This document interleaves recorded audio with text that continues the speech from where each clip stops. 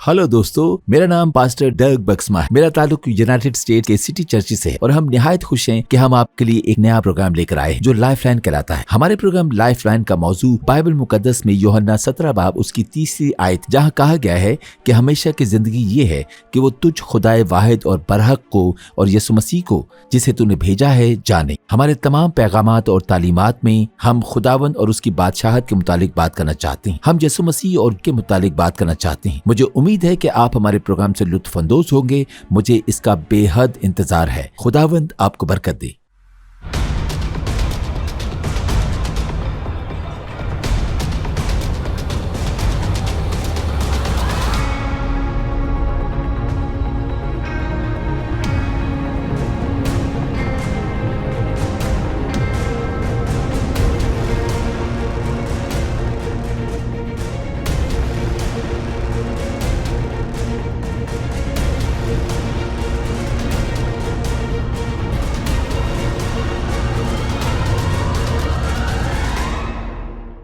आज सुबह मैं अपनी मिरास, अपनी मिनिस्ट्री, अपनी किरदार तनाज़े में हमारा हिस्सा और वो आखिरी खेल और किस तरह से इस दौर का इख्तिताम होगा, इस सब के मुतालिक बात करना चाहूँगा और मुझे उम्मीद है कि आप मेरे साथ रहेंगे।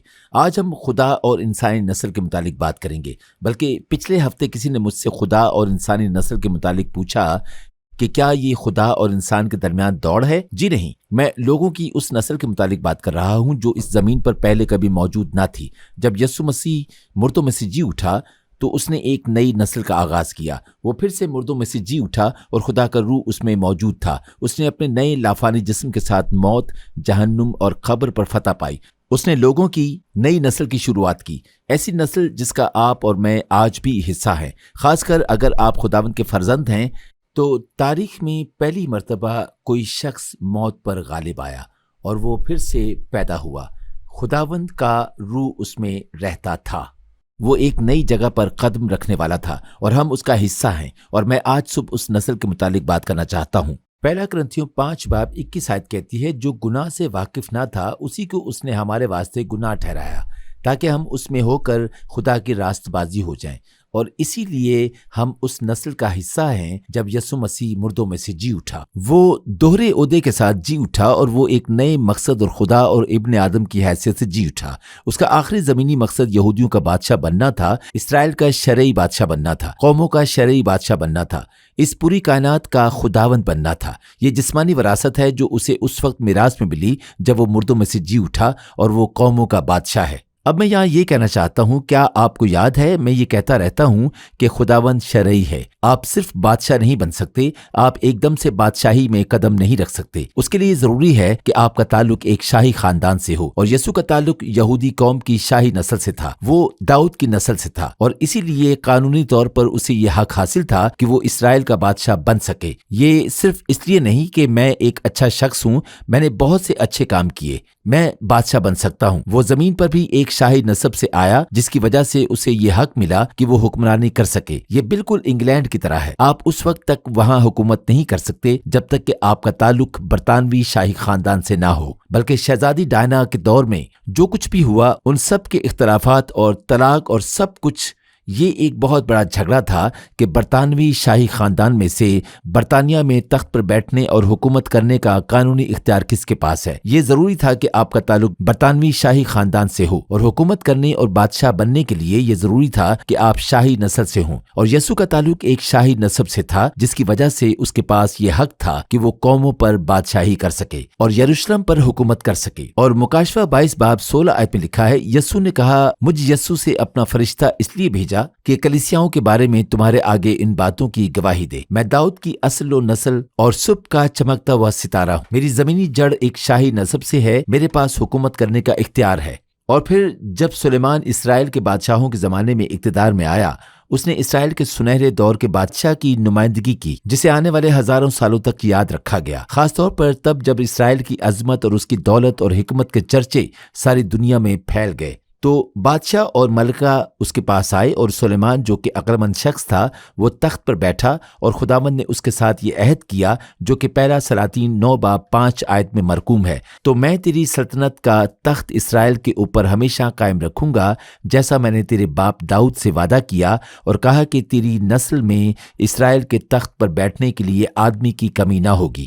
ایک دن وہ پوری کائنات کا بادشاہ ہوگا۔ کلام کہتا ہے کہ وہ قوموں کا چیف ہوگا۔ وہ کہتا ہے کہ اسرائیل ہی سب سے بڑی قوم ہوگی اور اس زمین کا دارالحکومت یروشلم ہوگا، اور شریعت یہاں سے آگے بڑھے گی اور یسوع مسیح کے پاس ایسا کرنے کا اختیار ہے۔ تو جب یسوع مسیح پھر سے مردوں میں سے جی اٹھا، اس کا پہلا کردار یہ تھا کہ وہ قوموں کا بادشاہ بنے اور پوری کائنات کا بادشاہ بنے، اور آخری دنوں میں وہ واپس آئے گا اور راست بازی سے حکومت کرے گا، اور وہ اسرائیل کے تخت پر حکومت کرے گا اور پوری دنیا پر خداوند کا فضل چھا جائے گا۔ یسوع کا دوسرا کردار یہ تھا کہ وہ کاہن تھا، ہمارا ذاتی کاہن۔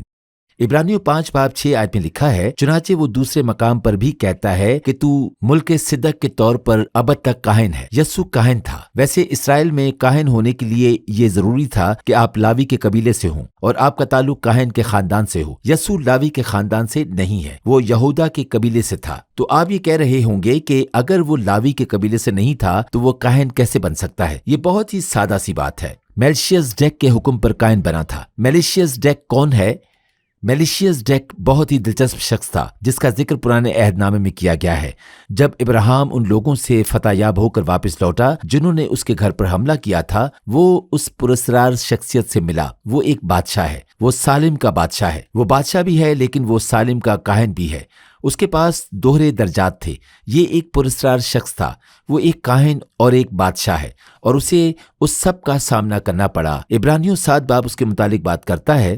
ابراہیم نے جو کچھ بھی کاہن اور بادشاہ سے مل کر حاصل کیا اس کا 10واں حصہ لیا اور اسے میلشیزڈیک کو دیا۔ یہ اول تو اپنے نام کے معنی کے موافق راست بازی کا بادشاہ ہے، اور پھر سالم یعنی صلح کا بادشاہ۔ یہ بے باپ، بے ماں، بے نسب نامہ ہے، نہ اس کی عمر کا شروع نہ اس کی زندگی کا آخر، بلکہ خدا کے بیٹے کے مشابہ ٹھہرا۔ تو یہاں پرانے عہد نامے میں ہم یسوع کو صلیب پر نجات کا کام کرنے سے پہلے کہانت کا ایک ابدی نمونہ پیش کرتے ہوئے دیکھ سکتے ہیں۔ در حقیقت لاوی کے کاہنوں نے کہانت کے اس طرز عمل کی پیروی کی جس کی بنیاد اس وقت رکھی گئی جبکہ وہ اس دنیا میں موجود بھی نہیں تھے۔ یسوع شروعات میں ظاہر ہوا اور اس نے ابدی کہانت کی بنیاد رکھی۔ اس کا کوئی شروع یا آخر نہیں تھا۔ اب لکھا ہے کہ جب وہ مردوں میں سے زندہ ہوا تو خداوند نے اسے کہا کہ تو میلشیزڈیک کے حکم کے مطابق ہمیشہ کے لیے کاہن ٹھہرایا گیا ہے۔ اس نے کہانت کی شروعات کی۔ عبرانیوں 3:1 آیت کہتی ہے، پس اے پاک بھائیو، تم جو آسمانی بلاوے میں شریک ہو، اس رسول اور سردار کاہن یسوع پر غور کرو جس کا ہم اقرار کرتے ہیں۔ رسول کا مطلب کیا ہے؟ رسول کا مطلب ہے بھیجا ہوا۔ وہ بھیجا ہوا ہے اور وہ ہمارا ذاتی سردار کاہن ہے۔ وہ آسمانوں پر موجود ہے۔ وہ اپنا ہی خون لے کر ایک پاک جگہ پر گیا۔ یہ تمام آیات کلام میں موجود ہیں۔ صرف اس ہفتے ان کا مطالعہ کریں۔ اس نے اپنا ہی خون لے لیا۔ وہ ایک ہی مرتبہ اور ہمیشہ کے لیے مقدس جگہ پر چلا گیا۔ اس نے ہیکل کے پردہ کو 2 حصوں میں پھاڑ دیا۔ ایسا کر کے اس نے ہمارے لیے ابدی نمائندگی اور نجات حاصل کی۔ اور بائبل مقدس کہتی ہے کہ وہ واحد کاہن ہے، خدا اور انسان کے درمیان واحد ثالث ہے، یعنی کہ یسوع مسیح۔ اور یہی وجہ ہے کہ عبرانیوں 7:25 آیت کہتی ہے کہ وہ کسی کو بھی بچا سکتا ہے، وہ ہمارے لیے شفاعت کر سکتا ہے تاکہ ہم مکمل طور پر بچائے جا سکیں۔ اب آپ اور میں پھر سے پیدا ہوئے ہیں۔ یسوع مسیح پھر سے مردوں میں سے جی اٹھا۔ رومیو 8:28 آیت میں لکھا ہے کہ وہ بہت سے بھائیوں میں پلوٹا تھا۔ سب بھائی کون ہیں؟ آپ اور میں ایک ہی روحانی ڈی این اے کے ساتھ پیدا ہوئے۔ ہم اس شاہی خاندان کا حصہ ہیں۔ ہمارے پاس شاہی میراث اور بلاہٹ ہے۔ اگر آپ کو کوئی کلیئرنگ ہاؤس سے بلائے یا فون کرے اور کہے، بگسما صاحب آپ نے ابھی لاکھوں ڈالر جیتے ہیں، اب آپ کو اگلے 10 سال تک $15,000 ماہانہ ملا کریں گے، لیکن آپ کو کچھ کلاسز لینے کی ضرورت ہے تاکہ آپ اس نئی چیز کا انتظام کرنا سیکھ سکیں۔ اب آپ کو یہ سب کچھ کرنے کی ضرورت ہے، لیکن آپ کو مبارک ہو کہ آپ نے یہ جیتا ہے۔ مجھے امید ہے کہ اس کو حاصل کرنے کے لیے آپ میٹنگ میں حاضر ہوں گے۔ آپ یقیناً اس میں قدم رکھنا چاہیں گے۔ آپ اس بات کو بھی یقینی بنانا چاہیں گے کہ انہیں یہ معلوم ہو کہ آپ اپنا اکاؤنٹ نمبر چیک کر رہے ہیں۔ آپ اس پہلی چیز کے لیے وہاں جائیں گے اور آپ کی پوری زندگی تبدیل ہو جائے گی۔ زندگی کے متعلق آپ کا پورا نقطہ نظر तब्दील हो जाएगा। इसी तरह से मैं आपको ये बताना चाहता हूँ कि जब हम नई पैदाइश का तजुर्बा हासिल करते हैं और एक नई जिंदगी में दाखिल होते हैं तो ये उस दुनियावी विरासत से कहीं ज्यादा बढ़कर है। और मैं आपको और खुद को भी यही बताना चाहता हूँ। हम खुदा और इंसानी नस्ल का हिस्सा हैं। हम मुर्दों में से जिंदा किए गए हैं। हम रूहानी तौर पर मर चुके थे। हमें एक नई विरासत दी गई है। हमें कलीसिया कहा जाता है। कुलसियों पहला बाब 18 आयत में लिखा है, वही बदन यानी कलीसिया का सर है, वही इब्तदा है और मुर्दों में से जी उठने वालों में पहलोठा, ताकि सब बातों में उसका अव्वल दर्जा हो। वो पहलोठा था। हम सब भी नए सिरे से पैदा हुए हैं और हमें भी एक नई विरासत और एक नया मकसद हासिल हुआ है। रोमियो 8 बाब 11 आयत कहती है, और अगर उसी का रूह तुम में बसा हुआ है तो जिसने मसीह यीशु को मुर्दों में से जिलाया वो तुम्हारे फानी बदनों को भी अपने उस रूह के वसीला से जिंदा कर लेगा जो तुम में बसा हुआ है। पहला करंथियों 6 बाब 19 आयत कहती है, हमारा बदन रूहुल कुद्स का मकदस है जो हम में बसा हुआ है। ये एक बिल्कुल नई चीज है। यीशु मसीह के मुर्दों में से जी उठने से पहले कोई ऐसा शख्स नहीं था जिसमें खुदा का रूह हो, जो उसके अंदर के शख्स को जाहिर करे, जो उसकी रहनुमाई करे और उसे समझाए और एक बिल्कुल मुख्तलिफ जिंदगी गुजारे। ये नई इंसानी नस्ल बहुत ही जबरदस्त नस्ल है और अगर आप नए सिरे से पैदा हुए हैं तो आप इस शाही खानदान का हिस्सा हैं। जब यस्सु इस जमीन पर आया तो उसका नाम इमानुएल था, जिसका मतलब है खुदावंद हमारे साथ है। लेकिन अब पाक रूह की ताकत से वो मसीह है और हम में मौजूद है। वो फजल की हमारी उम्मीद है। अब खुदा और इंसानी नस्ल को भी दोहरा मकसद दिया गया था, बिल्कुल वैसे ही जैसे यस्सु को एक मिशन दिया गया था। पहला यूहन्ना 4 बाब 17 आयत में लिखा है, जैसा वो है वैसे ही दुनिया में हम भी हैं। और मुकाशवा पहला बाब 5 आयत में लिखा है, खुदावंद हमें भी वही जगह देता है जो यस्सु के पास थी। ये देखिए, वो तमाम बातों को जाहिर करने वाले यूहन्ना पर पैटमोस के जजीरे पर जाहिर हुआ, जहां खुदा के रूह ने उस पर के दोहरे मिशन को जाहिर किया। और लिखा है, और यीशु मसीह की तरफ से जो सच्चा गवाह और मुर्दों में से जी उठने वालों में पलौठा और दुनिया के बादशाहों पर हाकिम है, तुम्हें फजल और इत्मीनान हासिल होता रहे, जो हमसे मोहब्बत रखता है और जिसने अपने खून के वसीला से हमको गुनाहों से खलासी बख्शी और हमें क्या बनाया, और हमको एक बादशाही भी और अपने खुदा और बाप के लिए काहिन भी बना दिया। उसका जलाल और सल्तनत अबदुल आबाद रहे। जब हम नई पैदाइश का तजर्बा हासिल करते हैं तो हमें एक नई जिंदगी मिलती है, हमें एक शाही विरासत मिलती है और यीशु की तरह एक बादशाह की हैसियत से 2 जगहों पर हुकूमत करते हैं। कौमों का बादशाह बनने के लिए और अपनी मिरास में दाखिल होने के लिए यीशु ने क्या किया? वो दुनिया, जिस्म और शैतान पर गालिब आया और उसने रोजा रखा और उसने खुदा की मर्जी को कबूल किया। रोमियो 5 बाब 17 आयत में लिखा है, मौत ने उस एक के जरिए से बादशाही की, तो जो लोग फजल और रास्तबाजी की बख्शिश इफरात से हासिल करते हैं वो एक शख्स यानी यीशु मसीह के वसीला से हमेशा की जिंदगी में जरूर ही बादशाही करेंगे। हमें दुनियावी चीजों की तरफ खिंचाओ, अपनी जिस्मानी ख्वाहिशात की ताकत और शैतान की आजमाइशों का मुकाबला करना पड़ता है। हम उनका मुकाबला करते हैं और इस सब के बजाय हम खुद को खुदावंद के रास्ते पर चलने के लिए मजबूर करते हैं। हम हुक्म देते हैं, हम अपनी ही रूह पर हुकूमत करते हैं और खुद को हिदायत देते हैं। और बादशाह होने की हैसियत से जब हम ऐसा करते हैं, खुदा इस हुक्मरानी को वसअत देता है, क्योंकि इस हुक्मरानी का असर दूसरे लोगों की जिंदगियों पर भी होता है और हमारा असर और रसूख पूरी दुनिया में फैल जाता है। जिंदगी में हम गिरती हुई फितरत, एक जवाल पजीर दुनिया और शैतान पर राज करते हैं, जिसका मंसूबा उस मंसूबे से बिल्कुल मुख्तलिफ है जो खुदावंद ने आपके लिए रखा है। वो उस दौर के आखिर तक हुकूमत करेंगे जो कभी भी खत्म ना होगी और खुदावंद का जलाल जमीन को ढांप लेगा। मुकाशफा 2 बाब 26 आयत में लिखा है, जो गालिब आए और जो मेरे कामों के मुआफिक आखिर तक अमल करे, मैं उसे कौमों पर इख्तियार दूंगा। मुकाशफा 3 बाब 21 आयत में लिखा है, जो गालिब आए मैं उसे अपने साथ तख्त पर बिठाऊंगा, जिस तरह मैं गालिब आकर अपने बाप के साथ उसके तख्त पर बैठ गया। वो वाकई ऐसा करेगा। मैं चाहता हूँ हम इस बात को जानें। जब हम नए सिरे से पैदा होते हैं, जो मिरास हमें मिलती है वो शाही नस्ब में दाखिल होने का एक कानूनी अमल है। हमें हुकूमत करने का इख्तियार कैसे मिलता है? कौन सी चीज मुझे ये इख्तियार देती है कि मैं गैर मुल्क में एक क्रूसेड में जाऊं और 10,000 लोगों के सामने खड़ा हूं जिनसे मैं कभी मिला भी ना हूं और कहूं आपको खुदावंद के साथ सही तौर पर चलने की जरूरत है। आपको नए सिरे से पैदा होने के लिए अपने गुनाहों से तौबा करने की जरूरत है। मुझे कौन सी चीज ये इख्तियार देती है? एक बादशाही हक जो एक बड़े कमीशन खुद बादशाह की तरफ से आया है। ये उस हक की ताकत है जो हमें दिया गया है। हमें ये शाही मिरास और इख्तियार और रूहानी दायरा कार دیا گیا ہے تاکہ ہم حکومت اور بادشاہت کر سکیں، اور اسی لیے وہ دوسری چیز جس کے لیے ہمیں بلایا گیا ہے وہ یہ ہے کہ ہمیں کاہن ہونے کے لیے بلایا گیا ہے۔ پہلا پطرس 2 باب 9 آیت میں پطرس ایمانداروں کو بلند کرنے کی کوشش کر رہا ہے تاکہ وہ یہ دیکھ سکیں کہ وہ کس چیز کا حصہ ہے۔ وہ کہتا ہے تم ایک برگزیدہ نسل، شاہی کاہنوں کا فرقہ، نہ صرف کاہنوں کا فرقہ بلکہ ایک شاہی کاہنوں کا فرقہ، مقدس قوم اور ایسی امت ہو جو خدا کی خاص ملکیت ہے، تاکہ اس کی خوبیاں ظاہر کرو جس نے تمہیں تاریکی سے اپنی عجیب روشنی میں بلایا ہے۔ میلشزدیک کے حکم پر ایک شاہی کاہنوں کا فرقہ۔ کیا آپ کو اس بات کا احساس ہے کہ ہم ابدی کہانت کا حصہ ہیں؟ یہ کبھی بھی ہم سے چھینی نہیں جائے گی۔ ہم کاہن ہونے کی حیثیت سے اس کی منسٹری کا حصہ ہیں، لیکن یہ سب کبھی ختم نہیں ہوگا کیونکہ آپ اور میں شاہی کہانت کے ممبرز ہیں، اور اس شاہی کہانت کا ایک مقصد ہے۔ اس کا ایک مقصد ہے جسے ہمیں پورا کرنا ہے، اور کلام میں 2 کرنتھیوں میں اس کے متعلق یہ کہا گیا ہے کہ وہ پہلی چیز جس کے لیے خدا نے ہمیں بلایا ہے وہ کہانت ہے۔ یہ تحفہ خداوند کی طرف سے ہے جو مسیح کے وسیلہ سے ہمیں اپنے پاس واپس لایا ہے۔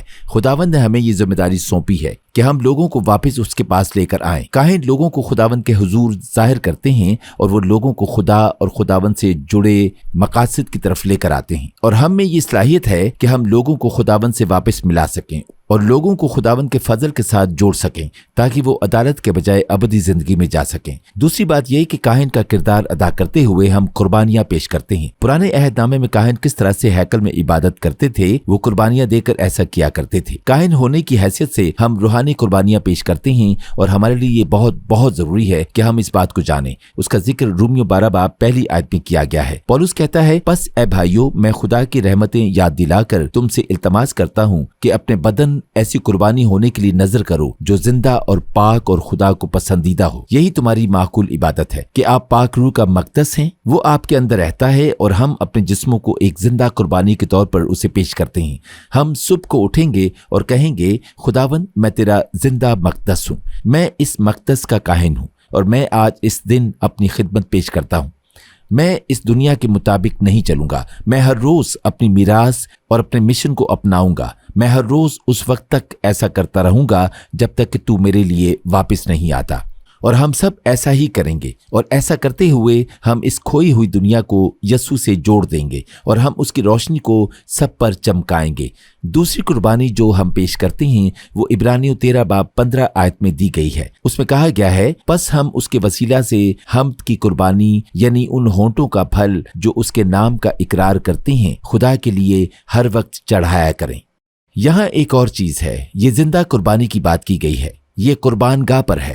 یہ ایک ہیکل ہے، ہیکل میں عبادت کی جاتی ہے، اور اس سے ہمیں کیا ملتا ہے؟ ہم ہیکل میں اس کی عبادت کرتے ہیں اور اس کی تعریف کرتے ہیں۔ بائبل مکاشفہ میں کہتی ہے کہ جب مسیح کا بدن یعنی کلیسیا اکٹھی ہوتی ہے اور وہ خدا کی عبادت کرتے ہیں اور دعا کرتے ہیں تو یہ ایک خوشبودار بخور میں بدل جاتا ہے۔ جلال کا ایک بادل کھوئی ہوئی، ٹوٹی ہوئی، غیر فعال دنیا پر چھا جاتا ہے۔ ہم زندہ قربانیوں کے طور پر خود کو پیش کرتے ہیں، اور ہم خداوند کی تعریف کرتے ہیں اور اس کا شکریہ ادا کرتے ہیں۔ ہم اس قانونی فتح کو نافذ کرنا شروع کر دیتے ہیں جو یسوع مسیح نے صلیب پر ہمارے دشمن شیطان پر غالب آ کر جیتی۔ اس روحانی کشمکش میں ہماری شراکت کیا ہے؟ جب ہم اس کردار کو قبول کرتے ہیں اور ہم خود کو خداوند کے حضور پیش کرتے ہیں تو ہم ایک ٹوٹی ہوئی یعنی ایک ایسی نسل جو خدا سے دور ہے اسے خدا کے پاس لاتے ہیں، اور ایسا کر کے ہم واپس اسی فتح کو نافذ کرتے ہیں جو مسیح نے ہمارے واسطے جیتی۔ دیکھیے کہ کس طرح اس نے صلیب پر ہمارے خلاف لکھی گئی تحریروں کو منسوخ کر دیا۔ اس نے قانونی طور پر ہمیں اپنے خاندان میں شامل کر لیا، جہاں ہم خدا کو ڈیڈی، ابا یا باپ کہہ سکتے ہیں۔ اس نے ہمیں ایک شاہی مقصد دیا ہے تاکہ ہم حکومت کر سکیں، اور ہمیں شفاعت کرنے کے لیے ایک شاہی روحانی دعوت دی گئی ہے جہاں ہم جہنم اور جنت اور ایک کھوئی ہوئی دنیا کے درمیان کھڑے ہیں۔ اور جیسے ہم ان تمام چیزوں میں چلتے ہیں اور ہم ان پر عمل کرتے ہیں، ہم اس فتح کو اپنی زندگی میں لیتے ہیں جو یسوع نے صلیب پر جیتی، اور جتنا زیادہ ہم ایسا کرتے ہیں اتنا زیادہ ہم شیطان کو شکست دیتے ہیں اور وہ اپنی طاقت کھو دیتا ہے۔ اب میں آپ کو یہ بتانا چاہتا ہوں کہ شیطان کو ختم کرنے میں 4 رکاوٹیں ہیں۔ یسوع نے ایک بہت بڑی فتح حاصل کی، لیکن وہ پہلی چیز جو شیطان نے کی وہ خدا کو معزول کرنا ہے۔ ایک تہائی فرشتوں کے ساتھ اس نے آسمان پر حملہ کیا اور اس نے خدا کے تخت پر قبضہ کرنے کی کوشش کی۔ اسے دوسرے آسمان پر پھینک دیا گیا، اور خدا کا مقابلہ کرنے کے لیے اس نے ایک اور سلطنت قائم کی جو ہر اس چیز کی مخالفت کرتی ہے جو خدا بنی نو انسان کے ساتھ کرنا چاہتا ہے، اور وہ انسان کو ہراساں کرنا چاہتا تھا۔ لیکن پھر یہ ہوا کہ جیسے کہ خدا کے لوگ اپنے شاہی کردار میں رہتے ہیں اور وہ کہانت کے اپنے کردار کو نبھاتے ہیں، جیسے کہ ہم اپنی زندگیوں میں خدا کی راست بازی کو ثابت کرتے ہیں اور اپنی اور دوسروں کی زندگیوں سے گناہ کو نکال دیتے ہیں، تو ایسا کرنے سے شیطان کی طاقت منسوخ ہو جاتی ہے، وہ کم ہوتی جاتی ہے، اور خداوند آسمان پر موجود فرشتوں کے ساتھ کام کرتا ہے، ہماری زندگیوں میں گواہیاں جنم لیتی ہیں، اور یہ تمام چیزیں شیطان پر دباؤ ڈالتی ہیں اور اس کے تمام مقاصد کو ناکام بناتی ہیں۔ بہت جلد ہونے والا ہے۔ مکاشفہ 12 باب میں لکھا ہے کہ پھر آسمان پر لڑائی ہوئی، میکائیل اور اس کے فرشتے اژدہا سے لڑنے کو نکلے، اور اژدہا اور اس کے فرشتے ان سے لڑے لیکن غالب نہ آئے، اور اس کے بعد آسمان پر ان کے لیے جگہ نہ رہی، اور وہ بڑا اژدہا یعنی وہی پرانا سانپ جو ابلیس اور شیطان کہلاتا ہے اور سارے جہان کو گمراہ کر دیتا ہے، زمین پر گرا دیا گیا، اس کے فرشتے بھی اس کے ساتھ گرا دیے گئے۔ پھر میں نے آسمان پر سے یہ بڑی آواز آتی سنی کہ اب ہمارے خدا کی نجات اور قدرت اور بادشاہی اور اس کے مسیح کا اختیار ظاہر ہوا، کیونکہ ہمارے بھائیوں پر الزام لگانے والا جو رات دن ہمارے خدا کے آگے ان پر الزام لگایا کرتا ہے گرا دیا گیا، اور وہ برہ کے خون اور اپنی گواہی کے کلام کے باعث اس پر غالب آئے، اور انہوں نے اپنی جان کو عزیز نہ سمجھا۔ وہ راست بازی سے چل رہے ہیں اور وہ ہر اس چیز کو غلط ثابت کر رہے ہیں جو تم کہتے ہو۔ تم یہاں مزید کام نہیں کر سکتے اور روحانی دباؤ نہیں ڈال سکتے، اور آخر کار اسے زمین پر پھینک دیا گیا، اور اب وہ مزید قوموں پر حکومت نہیں کر سکتا، تو اسی لیے اس نے پھر زمین پر مسیح کے خلاف ایک بادشاہت قائم کر رکھی ہے، جہاں وہ زمین پر ان لوگوں کے ذریعے کام کرتا ہے جو خدا سے دور ہیں، کیونکہ اسے آسمان سے نکال دیا گیا ہے، اور اس نے خدا کے خلاف ایک جھوٹی حکومت قائم کر رکھی ہے جو ہر اس چیز کی مخالفت کرتی ہے جو خداوند زمین پر کر رہا ہے۔ ہم اس وقت کے بہت قریب ہیں، لیکن اس دور کے آخر میں یسوع واپس آنے والا ہے، جب ایسا لگے گا کہ زمین پر خدا کے خلاف کی جانے والی ان تمام چیزوں پر غالب آنے کا کوئی راستہ نہیں ہے، تو وہ آسمان سے اپنے تمام مقدسوں کے ساتھ واپس آ جائے گا، اور وہ خدا کے خلاف بنی اس حکومت کو فتح کرے گا۔ اور پھر ہم ہنوک کے متعلق بھی پڑھتے ہیں، اور پھر وہ آئے گا اور حکومت کرے گا، اور وہ زکریا میں لکھا ہے کہ وہ یروشلم میں اپنی بادشاہت قائم کرے گا اور حکومت کرے گا، اور وہ تمام قوموں اور اس پوری کائنات کا بادشاہ ہوگا۔ وہ آئے گا اور وہ شیطان کی طاقت کو ختم کر دے گا۔ قوم کی طاقت یسوع میں منسوخ ہو جائے گی۔ کلام کہتا ہے کہ اس دن وہ پوری کائنات کا بادشاہ ہوگا اور شریعت یروشلم سے چلے گی، تمام قومیں اس کی تابعداری کریں گی، اور خدا کا جلال اس زمین کو اس طرح سے ڈھانپ دے گا جیسے پانی سمندر کو ڈھانپتا ہے۔ یہودا پہلا باب 14 آیت میں ایک بہت ہی دلچسپ بات لکھی ہے۔ ان کے بارے میں ہنوک نے بھی، جو آدم سے 7ویں پشت میں تھا، یہ پیشن گوئی کی تھی کہ دیکھو خداوند اپنے لاکھوں مقدسوں کے ساتھ آیا تاکہ سب آدمیوں کا انصاف کرے۔ میں جانتا ہوں یہ ایک مزاحیہ بات ہے۔ ہنوک دراصل بہت خوش تھا۔ وہ آدم سے 7ویں پشت میں تھا، اور اس نے ہی خداوند کے ساتھ ان مقدسوں کے واپس آنے کے متعلق پیشن گوئی کی تھی، تاکہ وہ آخری وقت میں اس زبردست بادشاہت کو قائم کر سکے۔ جبکہ ہم اس زندگی میں حکومت اور بادشاہت کرتے ہیں، یہ دور ختم ہونے کے قریب ہے، اور جب ہم کاہن کی حیثیت سے کام کرتے ہیں تو ہم خدا کے جلال کو دیکھیں گے۔ ہم اس دور کے آخر میں اس کی واپسی کو دیکھیں گے۔ ہم اس کے جلال اور اس کی طاقت کو آئندہ آنے والے دور میں بھی بانٹیں گے، اور پھر اس دور کے آخر میں یوحنا مکاشفہ کے آخری باب میں کہتا ہے، پھر میں نے شہر مقدس نئے یروشلم کو آسمان پر سے خدا کے پاس سے اترتے دیکھا، اور وہ اس دلہن کی مانند آراستہ تھا جس نے اپنے شوہر کے لیے سنگھار کیا ہو۔ اور پھر لکھا ہے، وہ شہر چوکور واقع ہوا تھا اور اس کی لمبائی چوڑائی کے برابر تھی، اور وہاں رات نہ ہوگی۔ خداوند تمام آنسو پونچھ دے گا، وہاں موت یا درد یا خوف نہ ہوگا۔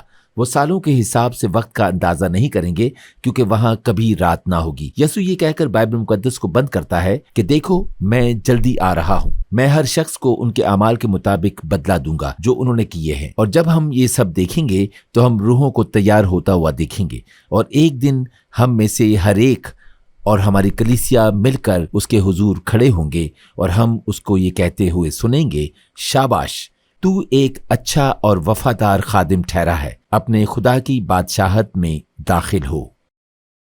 अगर आज के पैगाम ने आपके दिल को छुआ है तो वाज़े तौर पर पाक रूह आपके दिल और ज़मीर में काम कर रहा है। अगर आप आज खुदावंद के साथ मुंसलिक होना चाहते हैं और नए सिरे से पैदा होने वाले उसके फर्जंद बनना चाहते हैं और आप खुदावंद के साथ एक रिश्ता कायम करना चाहते हैं, तो आप दुआ कर सकते हैं और खुदावंद से बात कर सकते हैं। आप अभी अगले 1-2 मिनट में यहाँ पर ऐसा कर सकते हैं और वो आपकी ज़िंदगी को तब्दील कर देगा। ये ऐसा ही होगा जैसे किसी ने अंधेरे वाले कमरे में रोशनी कर दी हो, क्योंकि आप ये जान जाएंगे कि आपके गुनाह और जो भी गलत काम आपने किए हैं उनकी कीमत अदा कर दी गई। ये एक वाहिद तरीका है जिससे इंसान खुदा के साथ चल सकता है। वो यीशु मसीह को अपने निजात दहिंदा की हैसियत से कबूल करने से ही मुमकिन हो सकता है। खुदावंद के पास जाने का ये वाहिद रास्ता क्यों है? क्योंकि वही सलीब पर मुआ और उसने आपके गुनाहों की खातिर अपनी जान दी ताकि आपको ऐसा ना करना पड़े। और इसी वजह से आप जिस भी हालत में होते हैं खुदावंद आपको ऐसे ही कबूल करता है। मैं आपको दावा देता हूं कि अगर आप नए सिरे से पैदा होना चाहते हैं और खुदा के फर्जंद बनना चाहते हैं और खुदा की तरफ से ऐसा इत्मीनान हासिल करना चाहते हैं जो हमेशा के लिए आपकी जिंदगी को बदल देगा, मेरे साथ मिलकर सादा सी दुआ करें। खुदावंद यस्सु, मैं तेरे पास आता हूं और कबूल करता हूं कि मैं गुनाहगार हूं। मुझे तेरे फजल की जरूरत है और ईमान रखता हूं कि तूने मेरी खातिर अपनी जान दी और तू फिर से जी उठा। मिन्नत करता हूं कि तू मेरे दिल में आ, मेरे गुनाहों को माफ कर और मुझे खुदा का फर्जंद बना। मैं तेरे फजल को अपनी जिंदगी में लेता हूं। तेरा शुक्र हो कि तूने मुझे बचाया। मैं तेरी पैरवी करूंगा। आमीन। मैं आपको मुबारकबाद पेश करना चाहता हूं। अगर आपने मेरे साथ मिलकर ये दुआ की है तो आप जिंदगी के एक नए हिस्से में दाखिल हो गए हैं जिसमें आप खुदावंद के साथ चल सकते हैं। खुदावंद आपको बरकत दे, उसके फजल में बढ़ते जाएं और मैं दुआ करता हूं कि ये सारा फजल जो खुदावंद ने यीशु के वसीला से हम पर किया है ये हमेशा आपकी जिंदगी का हिस्सा बना रहे।